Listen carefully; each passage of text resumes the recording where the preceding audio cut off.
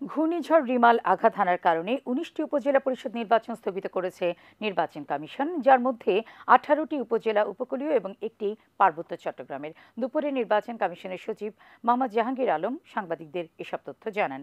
আগামী 29 মে তৃতীয় ধাপে এসব উপজেলায় ভোট হওয়ার কথা ছিল। জেলা প্রশাসক এবং বিভাগীয় কমিশনারদের নিকট থেকে প্রাপ্ত তথ্যের আলোকে নির্বাচন কমিশন বাগেরহাট জেলার শরণখোলা, মোড়লগঞ্জ, মোংলা, খুলনা জেলার কয়রা, পাইকগাছা, ডুমুরিয়া, বরিশাল বিভাগের বরিশাল জেলার গৌরনদী, আগলঝরা, পটুয়াখালী জেলার পটুয়াখালী সদর, মির্জাগঞ্জ, দুমকি, পিরোজপুর জেলার মঠবাড়িয়া, ভোলা জেলার তজুমউদ্দিন, লালমোহন, ঝালকাঠি জেলার রাজাপুর, কাঠালিয়া, বরগুনা জেলার বামনা, পাথরঘাটা এবং রাঙ্গামাটি পার্বত্য জেলার বাঘাইছড়ি উপজেলা নির্বাচন আপাতত স্থগিত ঘোষণা করেছে।